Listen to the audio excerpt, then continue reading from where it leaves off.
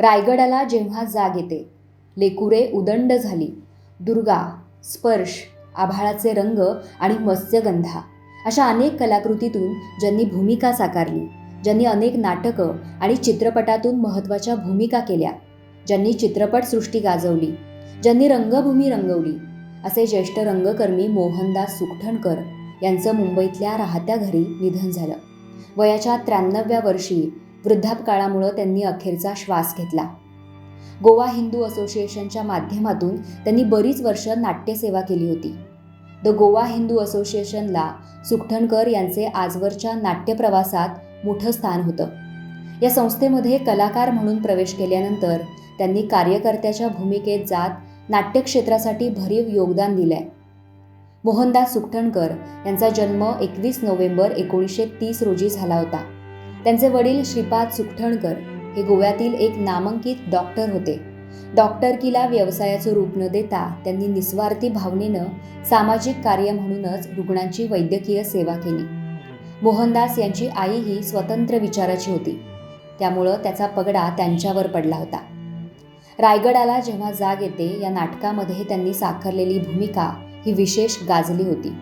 यासोबतच कैवारी, जावई माझा भला या मराठी चित्रपटांमध्ये त्यांनी केलेल्या भूमिका प्रेक्षकांच्या विशेष पसंतीस उतरल्या होत्या.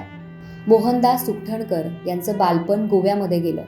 त्यांनी पहिली भूमिका म्हापशातील सारस्वत विद्यालयात इयत्ता 2रीत शिकत असताना साकारली होती. त्यांनी काम केलेल्या या पहिल्या नाटुकलीचं नाव खोडकर बंडू असं होतं. या नाटकात त्यांनी प्रमुख भूमिका साकारली होती.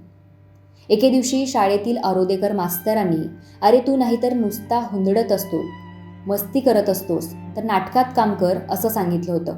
त्यावेळी त्यांनी छे हे नाटक बिटक मला काही जमायचं नाही असं उत्तर मास्तरांना दिलं होतं. मात्र मास्तरांनी जबरदस्तीनं त्यांचं तोंड रंगवलं आणि अखेर त्यांना नाटकात काम करायला लावलं.